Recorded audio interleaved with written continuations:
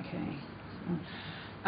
So what I was thinking of asking about was, once SAB is open and semester 2 has begun and we've got business students there and here, what do you think will be the implications for space in the library? Rowan, it's going to be very interesting because we're going to have 10,000 students on a busy day over at SAB.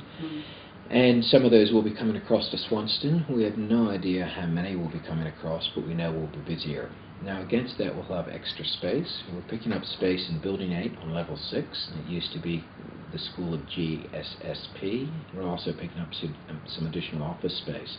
Coming back to students, we're looking at having more jelly beans and study tables in that new space that we get, and also the possibility of another PC lab, which will also be open to students, not being used for teaching. There's swings and roundabouts with this one. The SAB itself will have about 500 informal seats, so that's much the same sort of use as we get in the library now. But against that, of course, we have 10,000 students, so there's still going to be quite a few students looking for seating, and this is where we'll just have to see how we go with Swanston capacity. As I think anybody that works at City Campus knows, Swanston and business are both full to capacity during busy times, and I think it'll probably continue.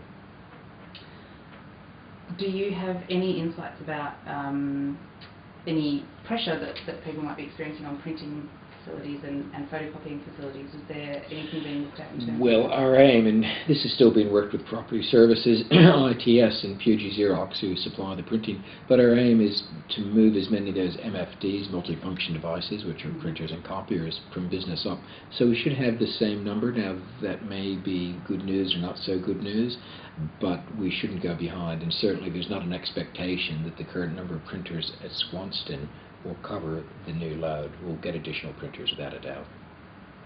Right, and things like the library entrance, that sort of thing, are all on hold for the moment. There's no other ways structurally apart from 8.6 that will be changed to look at dealing with the new student load? That's correct. It's basically a matter of expanding the floor space we have, and we think right now it's mainly into additional study space. I'll talk about collections on another video, but into additional study space, and we'll get as many jelly beans in there as we can. Why do you think students might still prefer to use the library rather than using those 500? It's my theory about what I call managed space. I sometimes work late on Thursday night, and the cafeteria downstairs at Swanston might literally have 10, 15, 20 people in it, and the library will have several hundred or up to 500. I believe students like a space that they feel is being managed by someone. It's cleaner, it's neater. There's something about the space that we manage that people, I suspect, even feel safer in. So I think the same thing might happen with the SAB, but we'll have to wait and see. The SAB spaces will be very attractive. They're going to be open to the outside air. They'll be very light. A number of them are 2 stories high. It's brand new furniture. They're going to have multiple power points. So the SAB space, I think, will be very attractive, but we'll still have more students than we have seating in SAB.